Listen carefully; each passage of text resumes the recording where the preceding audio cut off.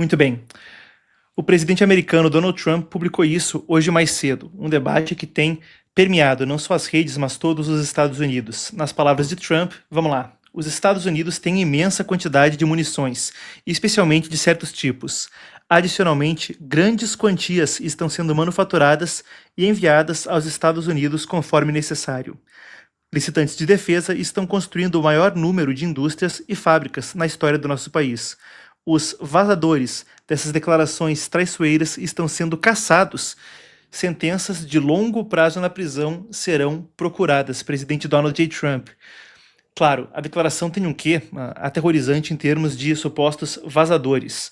A resposta de Trump vem depois que viralizou nos Estados Unidos outra publicação, essa da agência Reuters, e você confere aqui ao lado que foi publicado por uma das principais agências de notícias do mundo, onde a matéria dizia: os Estados Unidos utilizou, aspas, virtualmente todos os seus mísseis de precisão de longa distância na guerra do Irã, de acordo com fontes. E para que você tenha a informação completa e não no picado, eu separei alguns dos trechos da reportagem para a gente passar por isso juntos.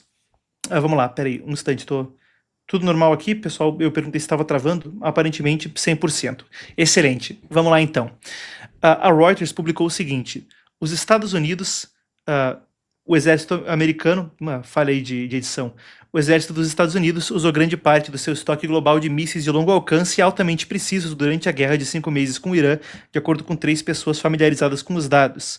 E fala então que o ATACMS, ou ATACMS, e os mísseis de ataque de precisão, ou PRSM, tinham sido praticamente todos utilizados. Reportagens anteriores também já davam conta de que os mísseis Patriot, que são utilizados por exemplo, países do Golfo, outros países do Oriente Médio que têm sofrido ataques consistentemente do Irã, seriam esses os mísseis que eles usariam como interceptadores, ou seja, quando tem um projétil iraniano vindo, eles poderiam utilizar esses mísseis Patriot para disparar contra esse projétil ainda no céu e, eventualmente, eliminar a ameaça antes de serem atingidos. Quando a gente discute o assunto, de fato, existem indícios de que essas munições estão baixando, mas, assim como fala o presidente americano, não é possível descartar, ou melhor dizendo, não é possível falar taxativamente que eles estejam esgotados.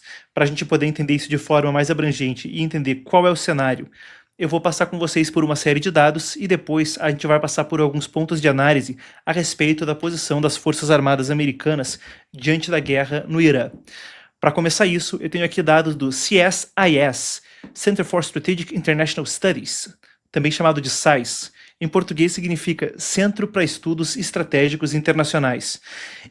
É um think tank, um grupo de pesquisa, uma instituição de pesquisa que tem falado muito a respeito da condição das Forças Armadas dos Estados Unidos e tem discutido especificamente esse rastreamento a partir do que se pode aprender de fontes disponíveis. Não dá para falar taxativamente que nem Trump, nem essas fontes que teriam dito isso estejam completamente corretas, e a gente já vai falar também sobre conceitos como guerra híbrida, guerra de comunicações, e passar por análise a respeito do porquê essas reportagens podem ter saído nesse momento. Mas isso é um próximo capítulo. Por agora, eu quero mostrar para vocês isso que vem a partir de fontes primárias, combinando fontes primárias, reportagens e fontes exclusivas, os estoques de munições. Então se vê isso de abril, que é a última estimativa mais precisa que havia a partir das munições, conforme divulgado por esse think tank. Aí lista uma diversidade de munições, incluindo os mísseis Patriot, que eu falava agora há pouco, e os PRSM, que são citados na reportagem. E de fato, quando você vê aí nessa segunda coluna da esquerda para a direita o inventário estimado antes da guerra, e depois se vê o uso na próxima coluna estimado na guerra e o tempo em meses, então a primeira coluna é os valores monetários, as outras são essas informações que eu indiquei: inventário antes da guerra, uso durante a guerra do Irã e o tempo que demoraria para entregar mais dessas munições contado em meses. E a gente está vendo que, de fato, é uma linha do tempo longa em termos de próximas entregas, coisa de mais de 2, 3 anos, 47 meses, 48 meses, 64 meses, quando se fala aí dos SM-3, entre outras. E a gente vê, de 3.100 em abril, já havia se gastado mais de 1.000 dos mísseis Tomahawk. Os Patriots teriam gasto mais da metade do estoque estimado, e isso ainda em abril. E de fato, os Patriots foram uma das munições onde Trump concedeu que, sim, poderíamos ter mais mísseis Patriot. Isso é o que posicionado aqui pelo CSIS ainda em abril. De acordo com esses dados e com uma grande quantidade de mísseis sendo utilizados no conflito, novamente desde julho, em particular os Patriots, para interceptar projéteis do Irã, é possível supor que exista algum tipo de escassez. Entretanto, não dá para taxativamente afirmar nem que o que a Reuters noticiava é correto, nem o que Trump está falando, de que a coisa está totalmente tranquila. Senão, para agora, existem preocupações quanto a guerras futuras. Os Estados Unidos têm dramaticamente aumentado a quantidade de mísseis produzidos, como o próprio presidente americano falava na publicação que a gente leu agora há pouco. E isso tem sido uma diretriz desse governo. E vem também para corrigir um déficit em termos de munições que foi herdado do governo Biden. Em 2024, por exemplo, e ao longo do final de 2023 e de todo o ano da última eleição em 2024, se viu críticas, tanto públicas quanto sendo noticiadas a partir de fontes anônimas, de que os estoques de munição americanos não poderiam sustentar uma guerra de longo prazo no futuro se continuasse fornecendo uma quantidade tão grande de munições em 3 frentes: Ucrânia, Taiwan e Israel. Agora, as consequências disso parecem estar sendo sentidas, e claro que um cenário como esse também muda dramaticamente o cenário de negociações. Há até quem diga que, mesmo essas notícias estarem circulando de forma tão intensa, pode ser uma espécie de guerra de informação, porque também muda o debate a respeito dessa guerra. Com as informações em mãos, tendo trazido a fala de Trump, a Reuters e o rastreamento de dados do CSIS, que é o mais preciso que se tem disponível aqui, mas também não é tão atualizado, já faz alguns meses desde aquilo e muitos mísseis foram gastos desde então, eu quero passar com o público, indo da notícia para análise, para 3 pontos, 3 perspectivas, e aí podem concordar, discordar, mas acho que nenhuma delas é opinativa, são percepções que eu tenho, e se eu tiver algum tipo de erro, vocês podem dar fontes, dar um comentário e eu respondo. Primeira questão. O que isso mostra, e já mostrava desde o início desse governo Trump, é que o mundo passa por um momento onde há o fim definitivo do chamado dividendo da paz. Novamente, o fim definitivo do chamado dividendo da paz. Esse é um conceito que vai enriquecer para o público a gente entender um pouco melhor. Com o final da Guerra Fria, muitos países, mundo afora, mas em particular os Estados Unidos e a Europa, reduziam dramaticamente os seus orçamentos de defesa e passavam a utilizar esse orçamento para, globalizar suas indústrias e ter mais assistencialismo, mais welfare, como chamam em inglês. Basicamente, ter serviços públicos melhores, mais assistencialismo e tentar melhorar a entrega que era feita com imposto, focando isso em fins civis ao invés de fins militares. Afinal de contas, com o espírito do tempo, o zeitgeist da época, pareceria uma coisa lógica a se fazer. Ora, faria sentido continuar investindo tanto, dado que supostamente o mundo livre teria ganho a Guerra Fria e vencido o comunismo? Era a impressão que se tinha na época e se vê isso mesmo nos discursos, primeiro do Bush pai, o George H.W. Bush, e depois do Bill Clinton. Tanto é que foram 2 dos presidentes que mais agiram para tentar trazer a China para a Organização Mundial do Comércio e permitir que o país amplamente se industrializasse com o investimento ocidental, não vendo as consequências de longo prazo de que a abertura social que era planejada nunca aconteceu e, pelo contrário, utilizando esses recursos, o Partido Comunista Chinês mais e mais endureceu tanto contra sua própria população quanto contra os seus adversários a nível geopolítico. Estou fazendo essa volta histórica para voltar a esse primeiro ponto de análise, o fim do dividendo da paz. A lógica se inverteu. O mundo é mais e mais perigoso. As organizações multilaterais funcionam menos e menos. E cada vez mais é necessário investir menos em assistencialismo e menos em serviços públicos civis e mais aumentar os gastos em defesa, com o exemplo mais notório sendo, por um lado, o aumento do gasto do PIB de 2% recomendado para 5% recomendado, 3,5% nas Forças Armadas e 1,5% na indústria de defesa, na OTAN, e a corrida para que os Estados Unidos consigam ter uma produção de munições mais eficiente em meio a esse cenário de instabilidade. Esse é o primeiro ponto que eu quero trazer a partir dessas notícias. O segundo ponto, a estratégia do Irã emula, com os ataques ao Golfo, uma coisa que vou fazer um paralelo histórico, uma analogia. Parece emular com a sua estratégia de guerra no Golfo o que Stalin desejava com a Guerra da Coreia em termos de equilíbrio de poder global. Vou explicar o que eu quero dizer com isso. A estratégia do Irã é uma que puxa de um conceito muito simples, e até o Carvan Clausewitz, que escreveu Da Guerra, o livro de referência que eu citei em outras lives aqui, puxa desse conceito de que uma vitória tática não é uma vitória se não houver junto dela uma vitória política.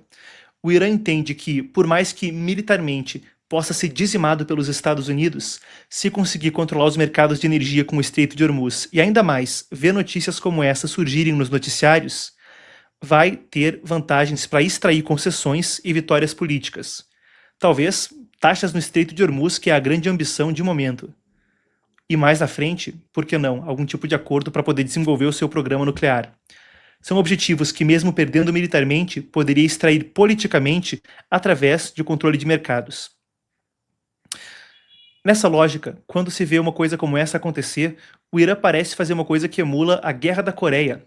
Stalin entendia, e isso é bem relatado para citar uma fonte, no livro Mao, a História Desconhecida, dos historiadores Jung Chang e John Halliday, uma biografia sobre Mao Tse-tung, aonde se detalha como a União Soviética ficava contente com a Guerra da Coreia, porque via a China e a Coreia, dois proxies na época da União Soviética, dois procuradores, combaterem ferozmente com os Estados Unidos e conseguirem ganhos no campo de batalha.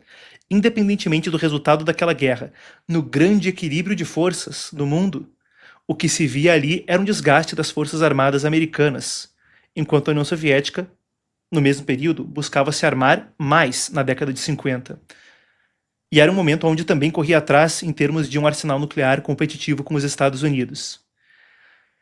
Fazendo essa analogia, os ataques que o Irã faz consistentemente contra países do Golfo acabam por também desgastar os Estados Unidos com notícias como essa, em termos de estoques de munição e de como Washington vai reorganizar sua indústria militar para lidar com isso. E se na época isso é interessante para a União Soviética, agora isso é interessante para o próprio Partido Comunista Chinês, que é o adversário geopolítico de primeira ordem dos Estados Unidos da América. Ver essas notícias gera uma mudança no equilíbrio, no tabuleiro.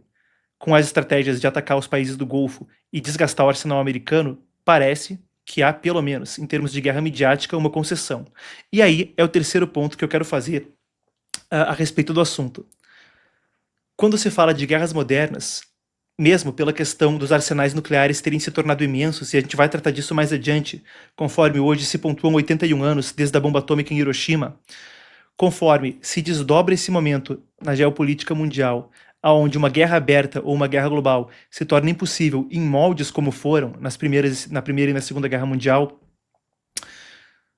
se desenvolvem outras formas de guerrear, guerras híbridas.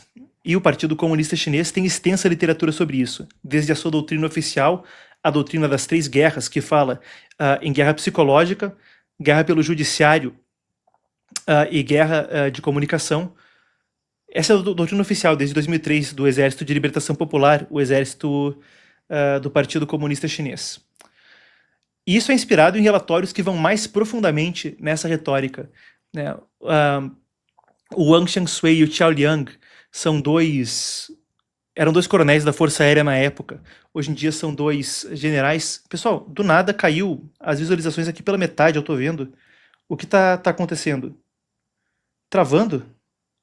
Agora é isso? Daniel, me confirma. Travou? Tudo normal? Só um pouquinho? Como é que é? Cara, que situação. Toda vez que uma live começa a pegar tração, acontece coisas como essas, e eu vejo aqui uma oscilação também para mim de público. Uma coisa muito desagradável isso, pô. Parece que eu não sou o único fazendo lives que tem esse tipo de problema, tá? Eu conversei com colegas nos últimos tempos e, não sei, talvez o público também tenha assistido em outras lives que alguns serviços estão dando problema para quem está fazendo ao vivo. A gente está tentando resolver isso com suporte.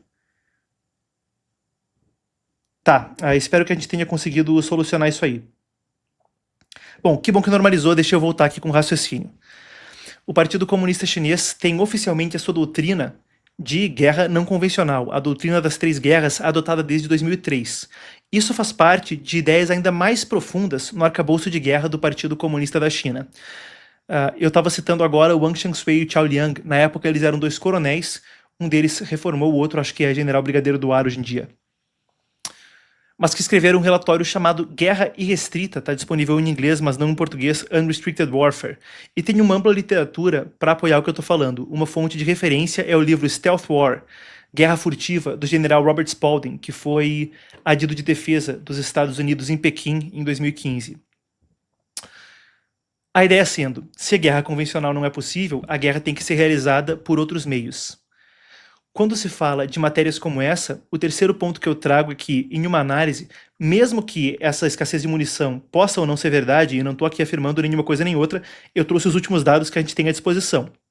Os estoques diminuíram, não se sabe se é tão grave quanto a Reuters noticiou, mas existe um histórico agora aonde pode ser crítico para os Estados Unidos ao longo dos próximos meses, como vai lidar com a sua indústria. Não dá para ser taxativo, mas um problema existe. Isso é o que as informações permitem a gente inferir agora. Mas o ponto é que, independentemente do caso objetivo, anúncios como esses e reportagens como essas podem, todavia, ainda assim, ser críticas em debates no Congresso dos Estados Unidos e gerar algum tipo de desgaste, em particular com eleições vindo adiante legislativas nos Estados Unidos em novembro agora, as midterms. Então são 3 pontos que a gente pode extrair conforme eu passei com vocês pelos dados. Quando se discute o arsenal de munições, a gente tem então a publicação de Trump, e aquilo aqui estava respondendo à reportagem da Reuters, eu passei com vocês pela compilação mais abrangente de dados que se tem disponível e ela está defasada para a gente ser taxativo, que era de abril. Prosseguindo, a gente pode até mudar a tarde aqui embaixo, Daniel. Eu quero trazer mais atualizações a respeito da crise no Oriente Médio e tentar entender a situação na guerra com o Irã. Até porque, agora com negociações acontecendo, uma comunicação como essa também tem um papel em como as coisas podem prosseguir. Afinal de contas, se o Irã acreditar que os Estados Unidos estão ficando sem munição, isso muda o tom das negociações. A gente tem 2 atualizações que foram dadas pelo vice-presidente dos Estados Unidos ontem à noite na Fox News e a gente começa uma nossa passagem pelo cenário no Oriente Médio então por elas. Aqui, Vance falando então, J.D. Vance, dizendo que os iranianos são difíceis de lidar como negociadores. I can certainly understand the American people are maybe looking at this and they say, well, it seems like we're making progress and then it seems like we're not. Well, the reality, Laura, is that number one, the Iranians are extraordinarily difficult people. Number two, they have a fractured system. So there are people within their system who want the war to be over. There are also people within their system who are crazy radicals who want the war to continue. Our job is to navigate through that and get the best outcome for the American people, but for the President of the United States as well. Bom, aí está, conseguiram o melhor resultado. Sobre qual é esse resultado, mais adiante nessa entrevista com a Laura Ingraham, Vance acrescenta o seguinte. Where we will ultimately land, as you see, oil I think was at $79 today. Those oil prices are going to come down and stay down. Iran will never have a nuclear weapon, and the United States will be in a stronger position. But we're kind of in the middle of the game, and I think people are trying to prejudge exactly how this is going to go. I can tell you with confidence it's going to go in a place that is good for the United States of America, but we're going to use all the tools that we have, military, economic, diplomatic, to make sure we bring this thing to the right resolution. They're trying to Aí está então Vance falando. Utilizaremos todas as ferramentas que nós tivermos. Eu falava na introdução do programa, e é verdade, que tanto o secretário de Estado Marco Rubio quanto Scott Bessent, secretário do Tesouro, trabalhavam no sentido de um acordo que poderia abrir o Estreito de Hormuz até quarta-feira. Bom, como você que está assistindo ao vivo na quinta-feira, 6 de agosto, sabe... que sexta-feira? E que o 6 me confundiu, pessoal. Na quinta-feira, 6 de agosto, sabe? Quarta-feira foi ontem. E o Estreito de Hormuz não foi... reaberto. Então, eu vou passar com vocês pelo que se sabe até o momento quanto aos termos de um acordo agora em discussão, conforme os dois lados, depois de discordarem em termos de se estava havendo negociações, agora parecem demonstrar algum otimismo quanto a um acordo ser atingido em breve, mas com termos diferentes. Bem, vamos lá então. Fontes anônimas na imprensa têm circulado versões conflitantes e eu busco sempre fazer essa ressalva de que isso não pode ser confirmado publicamente, mas para atualizar o público a respeito de qual é o burburinho no debate internacional. Por um lado, uma autoridade americana teria dito à CNBC que rotas abertas em Hormuz não teriam pedágio em breve. Mídias estatais do Irã ligadas à Guarda Revolucionária dizem que haveria um corredor coordenado com o Irã envolvendo taxas para a passagem, e a Al-Arábia, que é o nome já diz, né? Uma mídia do mundo árabe, relatou que um acordo de 60 dias alinhado entre Irã e Omã é o país que fica do outro lado do Estreito de Hormuz, seria anunciado em breve, sem confirmação pública, nem entendimento sobre qual a participação americana nesse sentido. Outra da informação que circula é sobre qual seria essa taxa, em tese, vindo de uma fonte iraniana em veículos de imprensa. O que circula hoje à tarde é que o Irã buscaria taxas entre 5% e 7% dos valores da carga, enquanto Oman discutiria taxas de cerca de 3%. Washington quer uma abertura sem taxas.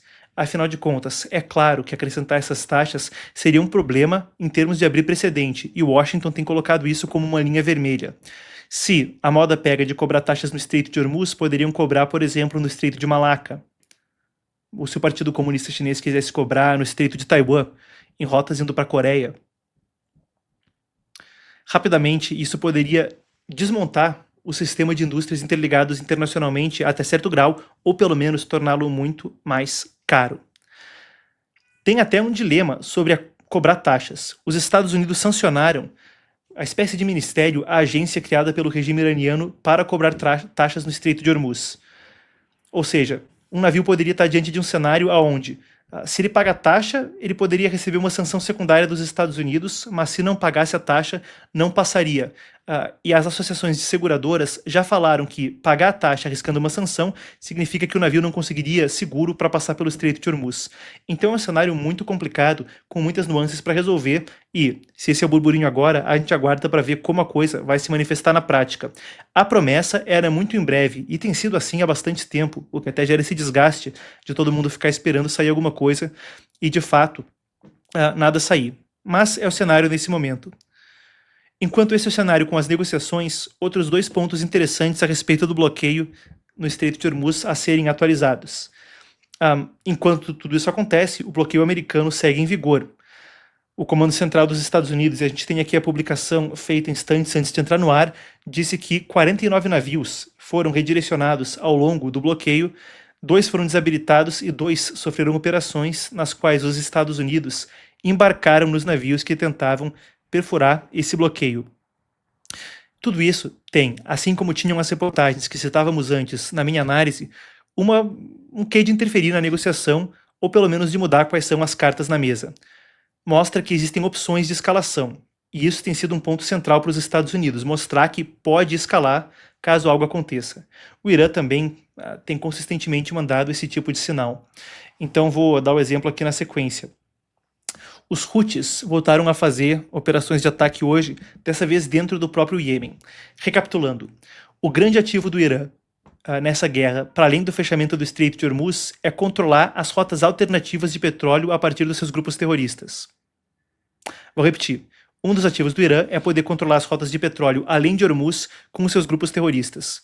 Quando se fecha o Estreito de Hormuz e se faz o que o Reino Unido chamou de sequestrar os mercados de energia globais, o resultado é um cenário onde o Irã busca negociar com a possibilidade de se tornar uma potência dominante que cerceia os mercados de energia e consegue controlar o fluxo de 1/5 do petróleo e gás do mundo. Somando-se a isso, a primeira lógica dos países que exportam petróleo que dependem daquela passagem é conseguir achar outras, oleodutos cruzando o Oriente Médio, outras formas de exportar. Para tentar controlar isso no Mediterrâneo, o Irã tem o grupo terrorista Hezbollah, que financia, treina, ao qual é conectado. No Mar Vermelho, no Estreito de Bab el-Mandeb, onde agora há um bloqueio desde 22 de julho, existem os Houthis, outro grupo terrorista financiado pelo Irã. Os Houthis têm consistentemente atacado a Arábia Saudita e bloqueado essa outra rota de petróleo. Hoje houve novas atividades dos Houthis, em tese, contra forças da Arábia Saudita, mas acontecendo dentro do próprio Iêmen, que vive aí um cenário de guerra civil. Os Houthis fizeram seu maior ataque desde 2022, eles controlam uma parte do território a oeste do país. O porta-voz do grupo terrorista disse que um grande número de mísseis balísticos e drones foram utilizados. O que também pode ser reforçado, não seria possível ter acesso a esse tipo de armamento sem o Irã apoiar o grupo terrorista. Tem uma estimativa aqui, que vem oficialmente até o momento, de pelo menos 30 soldados do governo do Iêmen mortos nas províncias dentro do próprio Iêmen de Marib e Hadramu. Os Houthis disseram que foi contra alvos sauditas, mas o ataque aconteceu exatamente ali dentro do Iêmen.